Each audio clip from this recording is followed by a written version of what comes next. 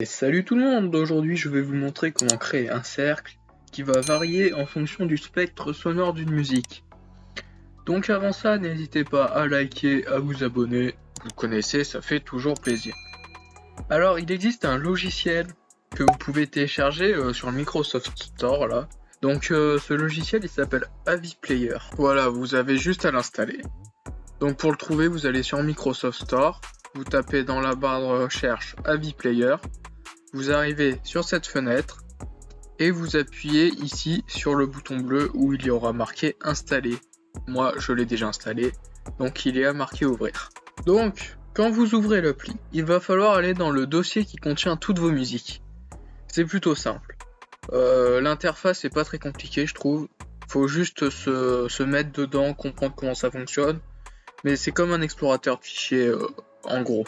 Donc pour aller dans le fichier qui contient vos musiques, il suffit de se balader dans le folder ici. Donc par exemple, vous voyez, moi j'ai quelques dossiers, son DB, voilà, il y en a quelques-uns. Pour ajouter ces sons dans votre liste de lecture, on va pas mettre le son. Donc pour ajouter ces sons dans votre liste dans votre liste de lecture, vous allez appuyer sur Enqueue All. Et là, vous voyez 5 items ajoutés à votre liste. Donc, comment on voit cette liste de lecture ? Eh ben, c'est très facile.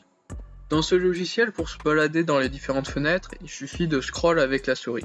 Vous voyez, je scroll une fois, la molette de la souris une fois vers le bas, et vous arrivez sur votre liste de lecture. C'est compliqué aujourd'hui. Donc cette liste de lecture, elle contient toutes les musiques que vous en avez vues. Bon, moi j'en avais déjà quelques-unes, vous voyez, c'est des sons Dragon Ball Z, voilà. Donc maintenant vous allez refaire glisser la souris vers le bas, vous refaites un clic molette, enfin non, pas un clic molette, juste vous glissez la souris vers le bas. Et vous arrivez sur notre outil de travail, un peu l'espace de travail. C'est là où tout va se passer. Donc cette partie c'est un peu la plus intéressante, pardon. Vous voyez en haut à gauche un petit menu avec quelques boutons, avec 7 boutons plus précisément. Donc les 3 premiers boutons à gauche, ils ont l'utilité de la souris, c'est-à-dire vous cliquez dessus, ça va vous mettre dans votre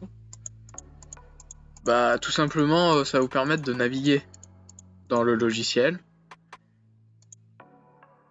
Et pareil avec le premier bouton tout à gauche. Donc ce bouton là, vous voyez que librairie, voilà, ou gérer. Donc revenons à cette partie. Donc les boutons qui vont nous intéresser, ça va surtout être ces trois là, les 3 boutons à droite. Donc le premier bouton, le tableau à 9 cellules. Vous voyez que si je clique dessus, il y a plusieurs formes de spectres qui vont s'afficher. Donc vous l'avez compris, ce panneau il sert à choisir le spectre que vous voulez. Donc si vous cliquez dessus, voilà, vous l'avez, on va le lancer. Et vous voyez que ça varie. On change comme vous voulez, je vais vous laisser tous les tester bien évidemment. Moi je vais revenir sur ma forme d'origine. Voilà, très bien. Donc ça c'est la première partie qui me semble intéressante à connaître, même si vous le découvrirez par vous-même plus en profondeur. Mais la deuxième partie, un peu plus pointilleuse si j'ose dire, c'est le petit crayon. Donc vous voyez que si je clique dessus, ça va m'ouvrir un menu. Je vais vous laisser découvrir tout ça, parce que ça serait un peu fastidieux de tout vous expliquer.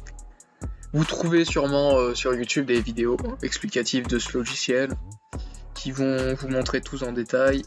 Moi je suis pas un pro, je fais des trucs très basiques avec ça. D'ailleurs je pense qu'il n'y a pas vraiment moyen de faire des trucs très poussés juste avec ce logiciel.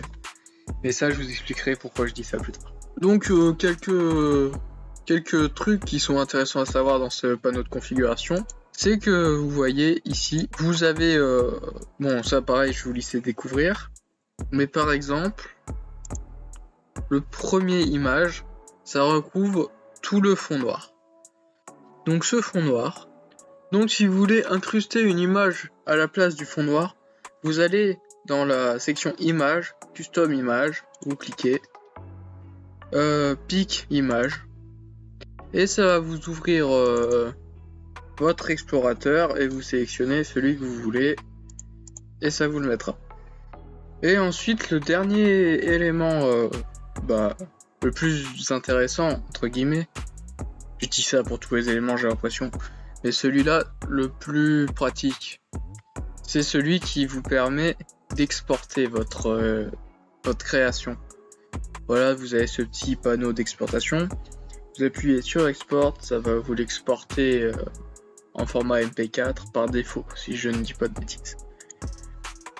Donc perso, je vous conseille de ne pas modifier votre projet, de juste mettre comme je l'ai fait, un fond noir ou un fond vert, mais un fond noir, je le préconise, car il n'y a pas de... Le vert, il y est sur notre disque, sur notre cercle, alors que le noir, il n'y en a pas. Donc préconisez une couleur qui n'apparaît pas dans votre disque. Donc personnellement, je vous préconiserais soit noir, soit blanc. Et puis vous exportez ça, qui va vous donner un fichier MP4. Puis ce fichier MP4, vous allez le modifier sur votre logiciel de montage. C'est le même principe qu'un fond vert. D'ailleurs, j'ai fait une vidéo sur le fond vert, comment ça marchait, comment le faire avec Filmora. Donc je vous laisse aller la voir si vous voulez cette partie-là. Mais c'est le même principe. Et en tout cas, je trouve ça beaucoup plus pratique que d'utiliser ce logiciel-là. Niveau personnalisation, j'ai pas creusé, mais ça n'a pas l'air incroyable. Donc voilà pour cette présentation de ce logiciel. En tout cas, j'espère qu'il vous aura plu. Et on va se laisser là. Allez, salut!